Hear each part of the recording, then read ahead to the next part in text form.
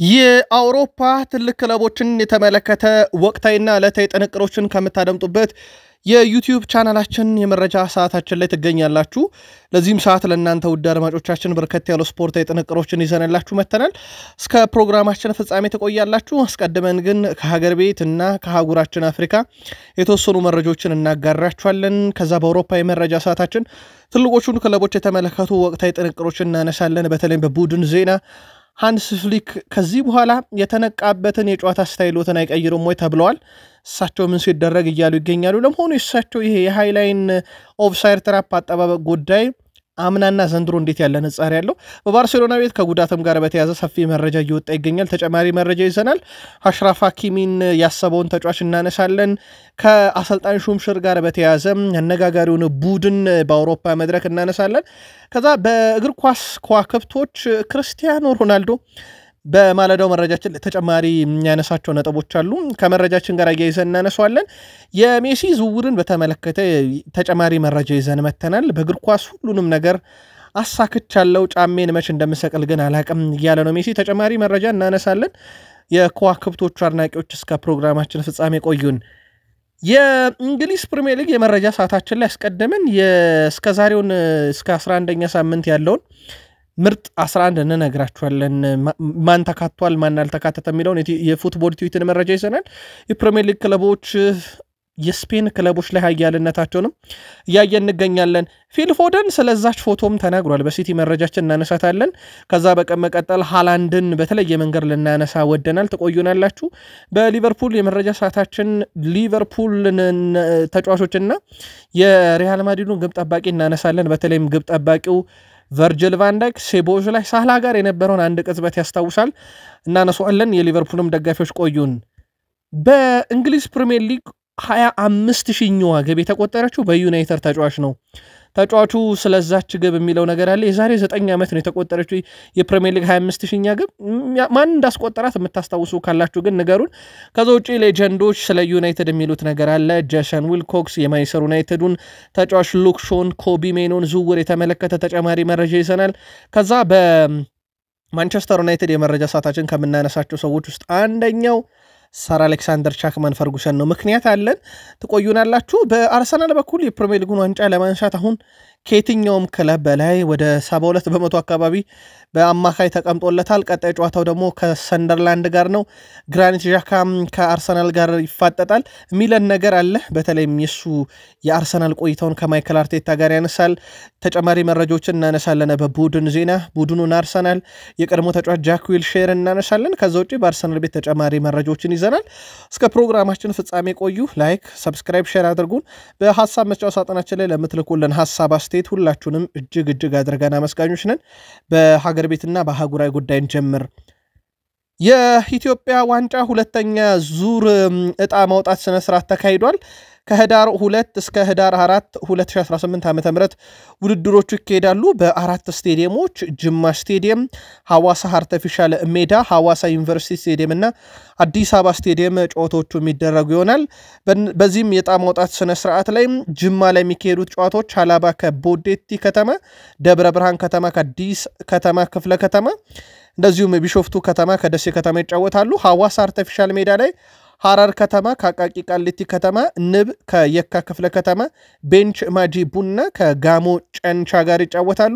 በሐዋሳ ዩኒቨርሲቲ ስቴዲየም ኢትዮጵያ ንግድ ባንክ ከሲዳማ ቡና፣ ድሬዳዋ ከተማ ከሐዋሳ ከተማ፣ መቀለ ሰባ እንደርታ ከፋሲል ከነማ፣ ምድረገነት ሽረ ከመቻል፣ ወላይታ ዲቻ ከወልዋሎ ዓዲግራት ዩኒቨርሲቲ፣ አዲስ አበባ ስቴዲየም ላይ አርባ ምንጭ ከተማ ከቅዱስ ጊዮርጊስ፣ ኢትዮ ኤሌክትሪክ ከኢትዮጵያ መድን፣ ሀዲያ ኦሳና ከነገሌ አርሲ፣ ባህር ዳር ከተማ ከሸገር ከተማ፣ አዳማ ከተማ ከኢትዮጵያ ቡና የኢትዮጵያ ዋንጫ ጨዋታቸውን የሚያደርጉ ይሆናል። አሸናፊው ኢትዮጵያን በመወከል በካፍ ውድድር ላይ እንደሚሳተፍ ይታወቃል።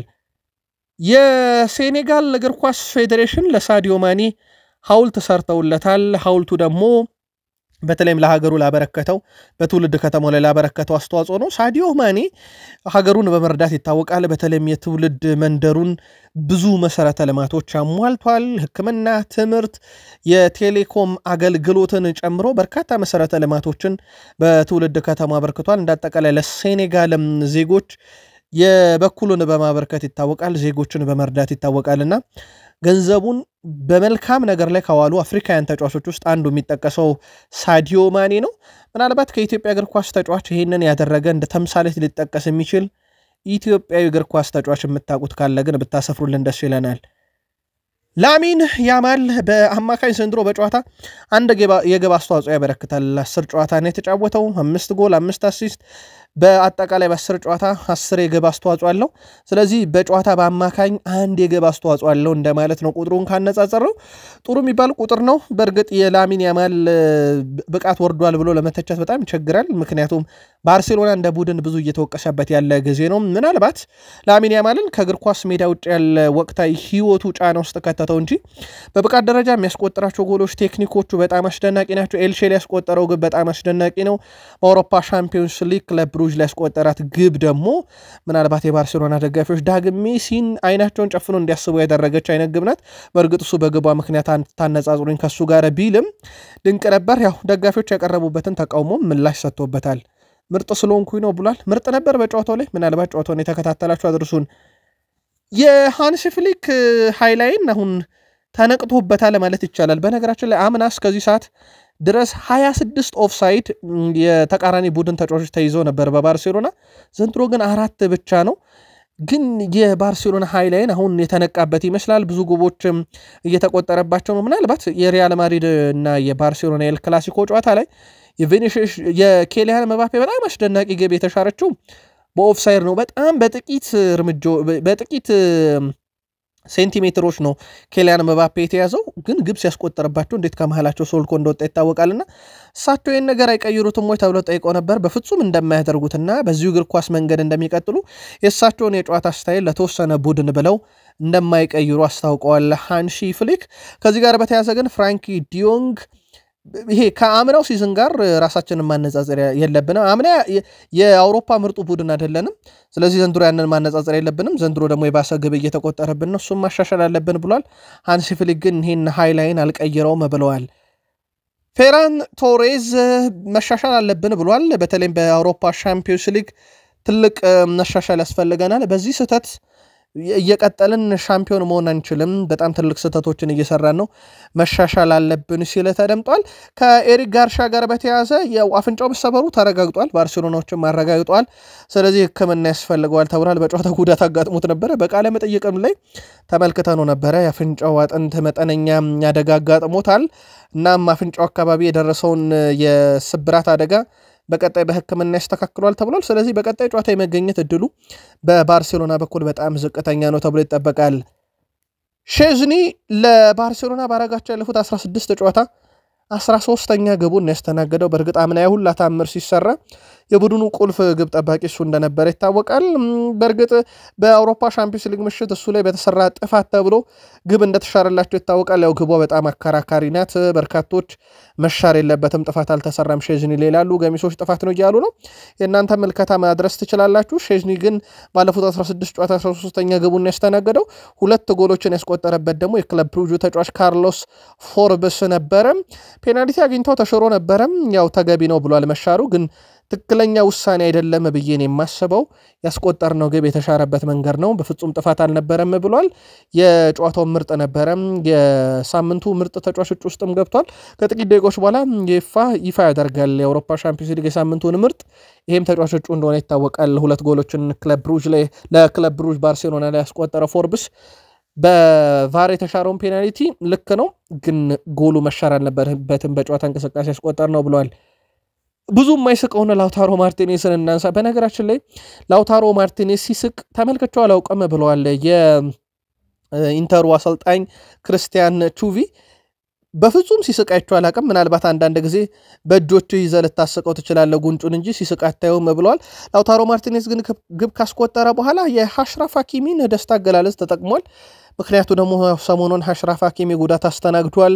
እስከ አፍሪካ ዋንጫ ወደ ሜዳ አይመለስም። ስለዚህ ለፓሪስ ሰን ዠርሜን ግልጋሎት እንደማይሰጥ ተረጋግጧል። በእርግጥ አንድ የኢንተርናሽናል ብሬክ ጨዋታን ጨምሮ ያመልጠዋል፣ የ2 ወር ጉዳት ማለት ነው። ትላንትና ግን ላውታሮ ማርቲኔስ ግብ ካስቆጠረ በኋላ የቀድሞ የቡድን አጋሩን ደስታውን በመግለጽ አስቦታል። በቶሎ እንድታገግም እመኝልሃለሁም ሲል ተደምጧል። በእርግጥ ከታሰበው አንጻር በጣም ቀለል ያለ ጉዳት ነው ያስተናገደው። ምናልባት ጉዳቱ በወቅቱ ለተመልካች በጣም ከባድ ይመስል ነበር። የአጥንት ስብራት እንዳልደረሰበት ይታወቃል። የኔዘርላንዱ ክለብ አያክስ አምስተርዳም በዚህ ሳምንት ከኤሪክ ቴን ሃግ ጋር ውይይት አድርገዋል ተብሏል። ወልቭስም ንግግር አድርጓል እሳቸውን ለመሾም። እሳቸውም ውይይቶችን እያደረጉ ነው ከመጣላቸው ጥያቄ ሁሉ። በቀጣይ የትኛውን ክለብ ይረከባሉ የሚለው ነገር አሁን ማረጋገጫ አልተገኘም። ወልቭስ በውጤት ማጣት ቀውስ ውስጥ ይገኛል። በወልቭስ በኩል በ10ኛ ሳምንት 2 ነጥብ ነው ያለው። የተረፈ ቡድን የለም ይሄን ያህል ነጥብ ሰብስቦ እስከ 10ኛ ሳምንት። ወልቭስን ግን ለማትረፍ ማን ወደ ቡድኑ ይመጣል የሚለው በቀጣይ ይጠበቃል። በ2014 መቀመጫውን በቆጵሮስ ፓፎስ አድርጎ የተመሰረተ ክለብ ነው። በነገራችን ላይ ፓፎስ እግር ኳስ ክለብ በቡድን ውስጥ እንግዲህ በጣም አስገራሚ ተጫዋቾች አሉ። ከሰው ሰራሽ አስተውሎት አርቲፊሻል ኢንተለጀንስ ጋር በማጣመር የተገነባም ቡድን ነው። በ2023-24 የመጀመሪያ ዋንጫቸውን አሸነፉ። በ2024-25 ለመጀመሪያ ጊዜ የሀገሪቱን ሊግ ዋንጫ አሸነፉ። በዚህ ውድድር ዘመን በኤምኤ ቴል አቪቭ፣ ዳይናሞ ኬቭ እና ሬድ ስታር ቤልግሬድ በፕሌይ ኦፍ በማሸነፍ ለመጀመሪያ ጊዜ የአውሮፓ ሻምፒዮንስ ሊግ ተሳታፊ ሆኑ። በአውሮፓ ሻምፒዮንስ ሊግ በዚህ ሳምንት ደግሞ የስፔኑን ክለብ ቪያሪያልን ድል አደረጉ።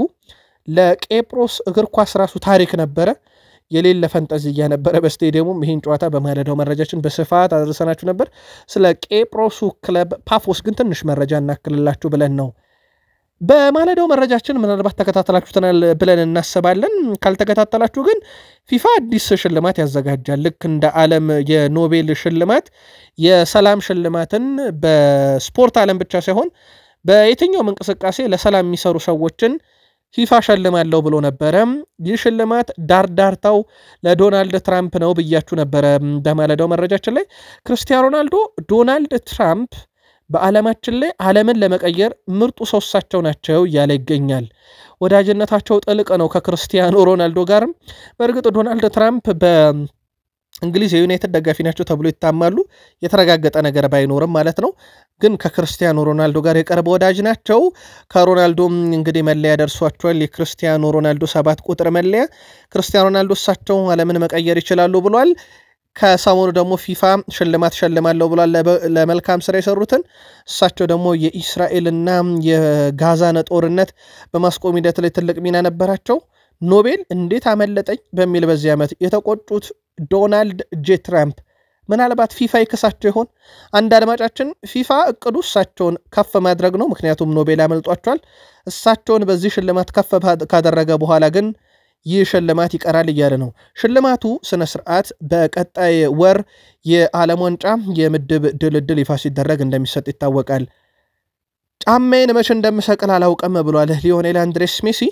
አርጀንቲና ኮከብ ሊዮኔል ሜሲ በቃለ መጠይቅ ላይ ተሳትፎ ነበረ። በተለይም ከአንድ ግዙፍ የአሜሪካ ሚዲያ ጋር ወደ አሜሪካ ስላቀናበት መንገድ ሲናገርም የቤተሰብ ውሳኔ ነው ሲል እያሳለፈ በሚገኘው ጊዜ ደስተኛ መሆኑን ተናግሯል። የዓለም ዋንጫ ድሉን ሁሌም ለመግለጽ ቃላት እንደሚያጥር ያስረዳው ሊዮኔል ሜሲ ልጆቼ ሲወለዱ ከተሰማኝ ደስታ ጋር በጣም ተመሳሳይ ነው ብሏል። በእግር ኳስ ሁሉንም ማሳከቻለሁ የሚለው ሜሲ ዓለም ዋንጫን ማሸነፍ በእግር ኳስ ምርጡ ነገር ነው ሲል ተደምጧል። በክለቡ እና በግል ሽልማቶች ሁሉንም ማሳከቼ ነበር። በእግር ኳስ ህይወቴ ያላሳካሁት ዓለም ዋንጫ ነበር፣ እሱንም ማሳከቻለሁ ብሏል ሜሲ። የአሜሪካ ዓለም ዋንጫ ልዩ ይሆናል ያለው ሜሲ አሜሪካ በተለየ መንገድ ለማዘጋጀት ዝግጁ ነች ብሏል።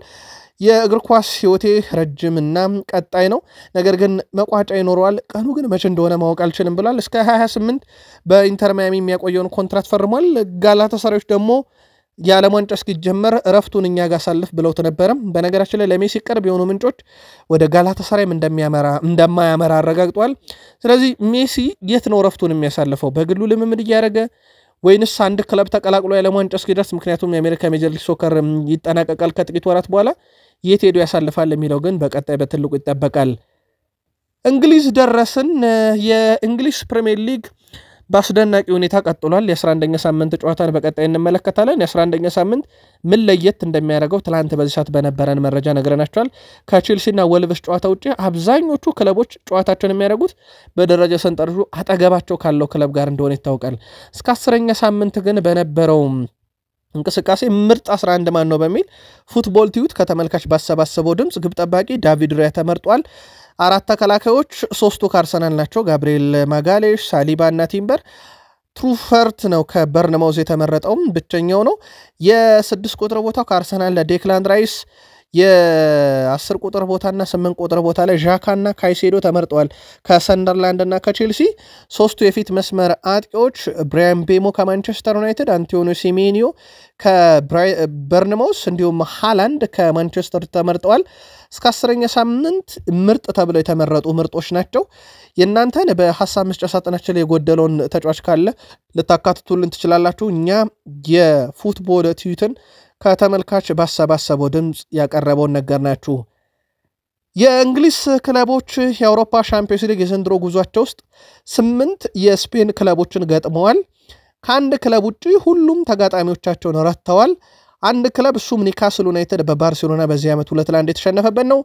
ከዛ ውጪ ቀሪዎቹ 7 ቡድኖች ወይም በ7 አጋጣሚ ረትተዋቸዋል። ኒውካስልን በእርግጥ ሂሳብ አወራርዷል በባርሴሎና የደረሰበትን ሽንፈት ቢልባኦ ላይ። አርሰናል አትሌቲኮ ቢልባኦን እና አትሌቲኮ ማድሪድን ረቷል በዚህ ዓመት። ቶትናም ቪላሪያልን ረቷል። ሊቨርፑል ማድሪድን ረቷል። ማንሲቲ ቪላሪያልን ረቷል። እንደዚሁም በአርሰናል በሊቨርፑል በኩል ሪያል ማድሪድን የረታበትን ነገር ናቸው። አትሌቲኮ ማድሪድንን በተመሳይ ረቷልና ከ8 ጨዋታ በዚህ ዓመት የስፔን ክለቦችን ገጥመው 7ቱን ድል አድርጓል። እንግሊዝ ክለቦች የስፔን ክለቦች ላይ የበላይነታቸውን በደንብ የወሰዱበት የዘንድሮ የውድድር ዓመትን እያየን ነው። በእንግሊዝ ፕሪሚየር ሊግ ብዙ የአንድ ለአንድ ግንኙነቶችን በማሸነፍ ብሩኖ ጉማሬሽን የሚስተካከል የለም። የኒውካስል ዩናይትዱ ተጫዋች ብሩኖ ጉማሬሽ በዘንድሮ የውድድር ዓመት ወደ 45 የሚጠጉ የአንድ ለአንድ ግንኙነቶችን አሸንፏል። 27 ዓመቱ ነው፣ በኒውካስል ይገኛል። የ2 ዓመቱ ኤሊዮት አንደርሰን ከኖቲንግሃም ፎረስት 41 የአንድ ለአንድ ግንኙነቶችን በማሸነፍ ቀዳሚ ነው። ሉካስ ፓኩዌታም በተመሳይ 41 አለው። ማቲያስ ኩና ከማንቸስተር ዩናይትድ 39 አለው፣ ትልቅ የሚባል ቁጥር ነው። ጆ ጎሜዝ 5ኛ፣ ሞርጋን ሮጀርስ፣ ጆሹዋ ኪንግ፣ ካማራ፣ ብሩኖ ፈርናንዴስ፣ ካይሴዶ እያለ ይቀጥላል እስከ 10ኛ ደረጃ። የአማካዮች ብዙ የአንድ ለአንድ ግንኙነቶችን ማሸነፍ የቻለው የፕሪሚየር ሊግ አማካዮች ውስጥ ማለት ነው። በዘንድሮ የውድድር ዓመት ብሩኖ ጉማሬሽ በኒውካስል ውስጥ በጣም ወሳኝ ተጫዋች ሆኖ እያየነው ነው። በአውሮፓ ሻምፒዮንስ ሊግ በዚህ ሳምንትም በጣም ወሳኙና ቁልፉ ተጫዋች እንደነበረ እንደዚሁ የተመለከትንበት ነበረ። አንድ ፎቶ በማህበራዊ ትስስር ገጽ ላይ መነጋገሪያ ነበረች። ፊል ፋደን ከአንድ ደጋፊ ጋር ተነስቷት ነበረ ጎል ካስቆጠረ በኋላ። በነገራችን ላይ ይሄንን ፎቶ ከተነሳ በኋላ ከዶርትመንድ ጨዋታ በኋላ ማለት ነው ከማጋር ፎቶ እንደተነሳ እንደማያቅ ይሄንን ደጋፊም ከዚህ በፊት አይቶትም እንደማያቅና ለደስታ መግለጽ ብቻ እንደተጠጋው ገልጿል። ያው አብረው ደስታቸውን ገልጿል። ፊል ፎደን በማንቸስተር ሲቲ ቤት በ332 ጨዋታ 104 ግብ 64 አሲስት በ332 ጨዋታ 168 የግብ አስተዋጽኦና 17 ዋንጫ ያለው ተጫዋች ነው። 9.2 ፊል ፎደን በምሽቱ ጨዋታ ያገኘው ደግሞ ሬቲንግ ነው። ኤርሊንግ ሃላንድ በዚህ ሲዝን በክለብና በሀገሩ አጠቃላይ 17 ጨዋታን ያደረገው 27 ግብና 3 አሲስት አለው። በግብ ደረጃ በእነኚህ ጨዋታዎች ላይ ያው ወደ 30 የግብ አስተዋጽኦ እንደማለት ነው። የአውሮፓን የወርቅ ጫማ ለመውሰድ ሃላንድ 27 ግብ፣ ሃሪኬን 25 ግብ፣ ኬሊያን ምባፔ 21 ግብ አላቸው። የፕሪሚየር ሊግ አጥቂ ኤርሊንግ ብሮት ሃላንድ ግን አሁንም አደገኝነቱን እያሳየ ይገኛል። በዚህ ሳምንት እንኳን በሁለት ጨዋታ 3 ግቦችን ለማንቸስተር ሲቲ ማበርከት ችሏል። በአጠቃላይ ደግሞ በ17 ጨዋታ 30ኛ የግብ አስተዋጽኦ ላይ ደርሷል። አሁን ትልቁ ጥያቄ ያው የአውሮፓ ሻምፒዮንስ ሊግ የግብ መጠኑን 54 አድርሷል። ገና ደግሞ 25 ዓመቱ ነው። በ54 ግቦች ታዲያ የክርስቲያኖ ሮናልዶ ግብ ላይ የመድረስ ንጻሪ ያላቸው ይመስላችኋል ወይ? ክርስቲያኖ ሮናልዶ 141 የአውሮፓ ሻምፒዮንስ ሊግ ግቦችን በማስቆጠር ቀዳሚ እንደሆነ ይታወቃል።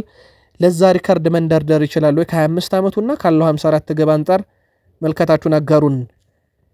በሊቨርፑል የመረጃ ሰዓታችን ላይ የተገኘን ውድ ቤተሰቦቻችን ዶሚኒክ ሶቦስላይ ከቫንዳይክ በኋላ የሊቨርፑል ካፒቴን የመሆን እድል አለው የሚሉ መረጃዎች በስፋት እየወጡ ነበረ። የሊቨርፑል ደጋፊዎችም ይህን እንደ ሀሳብ አንስቶታል። ዘ አትሌቲክም ለሊቨርፑል ደጋፊዎች እንደ ጥያቄ አንስቶታል። በተለይም የቡድን መሪነቱ በጣም አስደናቂ የሚባል ነው። በቡድን ውስጥ አሁን ቨርጅል ቫንዳይክ እነ አንዲ ሮበርትሰን አምበል ናቸው፣ ሳላህም አለበት። ግን የዶሚኒክ ሶቦስላይ ታጋይነት በተለይም የዘንድሮ የውድድር ዓመት ወጥነት እንዴት አገኛችሁት? የሊቨርፑል አምበል መሆን የሚችልበት ደረጃ ላይ አልደረሰም ወይ? አትሌቲክ ዛሬ በፊት ገጹ ላይ ለሊቨርፑል ደጋፊዎች ይዟቸው ከወጣቸው አንደኛው ጥያቄ ነው። ሊቨርፑል በሳምንቱ መጨረሻ ደግሞ ወደ ኢታድ አምርቶ እሁድ 1 ሰዓት ከ30 ሲል በጣም ወሳኙን ጨዋታ ከማንቸስተር ሲቲ ጋር እንደሚያደርግ ይታወቃል። በዛ ጨዋታ ላይ ልምድ ያለውን ስብስብ ይዘው ይገባሉ ተብሎ ይጠበቃል። ከሰሞኑ የቀድሞ የአርሰናል አሰልጣኝ አርሰን ቬንገር የአርሰናል የሊቨርፑል የአምናው ጥንካሬ እንዲደገም በተለይም ቡድኑ አምና ይጠቀምበት የነበረውን አጨዋወት ቅርጽ መድገም አለበት ወይም ተጫዋቾች መድገም አለበት እያለ ነው። ሚሎሽ ኬርኪዝ የግራ ተከላካይነትን ቦታ ይዞ ሲጫወት ነበር። አሁን ግን እሳቸው ወደ አንዲ ሮበርትሰን ተመልሷል። የቡድኑ ሌላኛው አምበል እንደሆነ ይታወቃልና ይሄ ከፍ ባለ ጨዋታ ላይ በተለይም ግለት ባለው ጨዋታ ላይ የቡድን ነባርና ሲኒየር ተጫዋቾች በጣም ወሳኝነት ይኖራቸዋልና በዚህ ጨዋታ ላይ ምናልባት ቅድሚያ ሊሰጡት ይችላሉ ተብሎ ይጠበቃል። የላይናፑ ግን ለሲቲ ጨዋታ እንዴት ያለ ቢሆን ተመርጣላችሁ? የሊቨርፑል ደጋፊዎች አድርሱን። ቲቦት ኮርቷ በሆኑ አጋጣሚዎች ከቨርጅል ቫንዳይክ ሴቦስላይና ሳልሃ ጋር የሚስቅበት አጋጣሚ ነበረና ምክንያቱም ተጠይቆ ነበረ። ምናልባት የ2022ን የፍጻሜ ጨዋታ ትዝ ስላላቸው ይሆናል ብሏል። ያ ጥሩ ጊዜ ነበረ 2022 ላይ።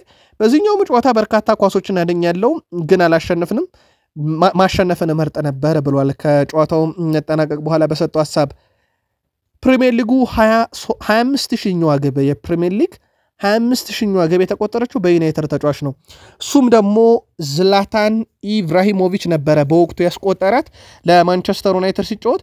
ታዲያ ከዚች ግብ በኋላ ሐሳቡን አጋርቶ ነበረ። ዝላታን ኢብራሂሞቪች 25,000 የፕሪሚየር ሊግ ግብ በታሪክ ያስቆጠርኩ አንተ ነህ ተብሎ ነበረ። ሁነቱ ከ9 ዓመት በፊት ልክ በዛሬው ቀን ነበረ። ዝላታን ኢብራሂሞቪች 25,000 ግቦች በእግር ኳስ ያለኝ ያህል ነው የተሰማኝ ብሏል። በፕሪሚየር ሊጉ 25,000ኛዋ ግብ ከዛሬ 9 ዓመት በፊት በዝላታን ኢብራሂሞቪች ለማንቸስተር ዩናይትድ ሲጫወት የተቆጠረች ነበረች። የዝላታንን ቆይታ ግን እንዴት ታስታውሱታላችሁ? በማንቸስተር ዩናይትድ የነበረውን የዩናይትድ ደጋፊዎች የግል መልከታችሁን በሐሳብ መስጫ ሳጥናችን ልላኩልን። የቀድሞ የቼልሲ ተጫዋችና አሰልጣኝ ሩድ ሁሌት አያክስ ከማንቸስተር ዩናይትድ ጋር ተመሳሳይ ነው ብሏል። ሩድ ሁሌት በንግግሩም አያክስ ከማንቸስተር ዩናይትድ ጋር ይመሳሰላል፣ ምክንያቱም እዛ ያልተሳካለት ተጫዋች ሁሉ ወደ ሌላ ክለብ ሲሄድ ይሳካለታል ብሏል። በምሳሌነት ባርሴሎና ላይ 2 ጎል ያስቆጠረውን የክለብ ብሩጁን ተጫዋች ፎርብስ የጠቀሰው ሩድ ሁሌት ፎርብስ አያክስ ነበረም አሁን በክለብ ብሩጅ ደምቋል ብሏል። ስለዚህ ምናልባት ችግሩ በክለቡ አካባቢ ነው የሚሆነው ማንቸስተር ዩናይትድ ውስጥ እንዳለው ሁሉ ሲል ሩድ ሁሌት የዩናይትድ ችግር ከአያክስ ችግር ጋር ተመሳይ ነው፣ ሁለቱም ተጫዋች አይሆንላቸውም እያለ ነው። ክረምት የዝውውር መስኮት ወደ ዩናይትድ የመጡት ነብሪያን ቤሞ እና ማቲያስ ኩና ግን ብዙ የተወደሱ ተጫዋቾች ሆነዋል።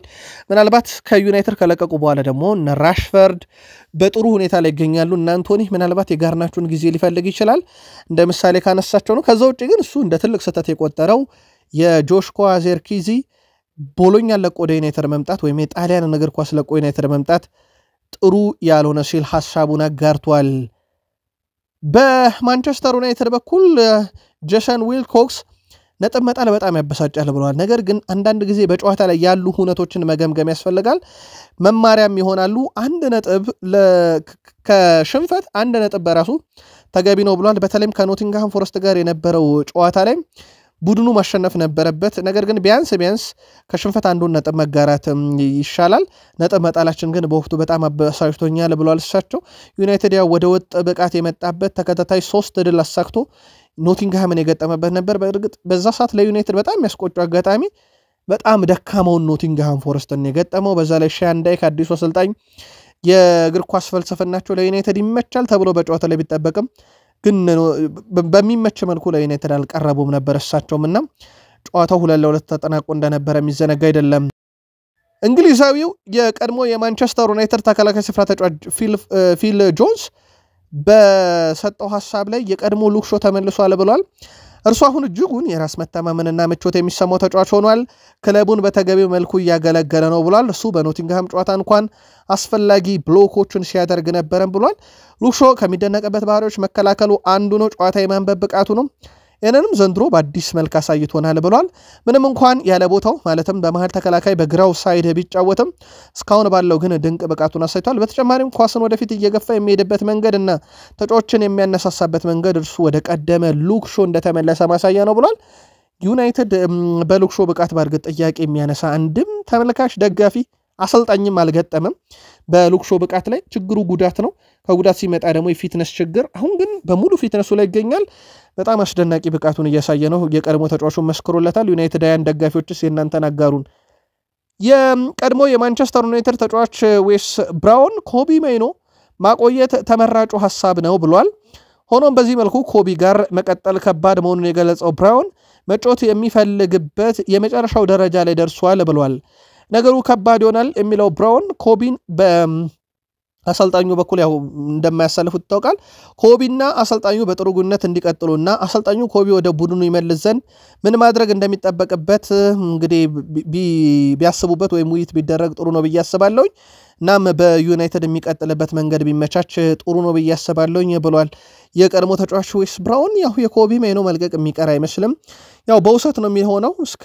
6 ወር እስከ ዓለም ዋንጫ ምናልባት መዳረሻው ናፖሊ የመሆን እድሉ ግን አሁንም እንደተጠበቀ ነው አዲስ ነገር የለም እስካሁን ወይም ደግሞ አዲስ ሌላ ክለብ በናፖሊ ልክ የመጣ የለም ግን ለመጫወቻ ደቂቃ መልቀቁ ምናልባትም ተጫዋቹን ከዩናይትድን ገፍቶ ወጣ ብሎ ለመውቀስ በጣም አስቸጋሪ ይሆናል ዌስ ብራውን ግን ችግሩ ተፈቶ እሳቸውም ደቂቃ እየሰጡት አብረው ቢቀጥሉ መልካም ነው እያለ ነው ሰር አሌክሳንደር ቻክማን ፈርጉሰን ዩናይትድን ሲቀላቀሉ አንድ ነገር ብለው ነበረ አበርዲንን በመልቀቅ የመቀላቀለው ብቸኛው የዓለም ክለብ ቢኖር ማንቸስተር ዩናይትድ ነው አሉ ይህንን ታላቅ ፈተና ለመቀበል እድሉን በማግኘቴም ደስተኛ ነኝ ሁሉም ነገር በጣም በፍጥነት በመከሰቱ ግን ትንሽ ግራ ተጋብቻለሁ ይላዙሳቸው አንዴ ጃክ ስታይን የሱ ትልቁ ስህተት ዩናይትድን የማሰልጠን ስራው ውድቅ ማድረጉ እንደሆነ ሲነግረኝ አስታውሳለሁ እኔም ያንን ስህተት እንዳልሰራው እርግጠኛ ሆንኩኝ እና አበርዲን በመልቀቅ ዩናይትድን ተቀላቀልኩ ይላሉሳቸው በመጽሐፋቸው ላይ የጻፉት ነው በነገራችን ላይ ታሪካቸው ታዲያ እሳቸው ማንቸስተር ዩናይትድን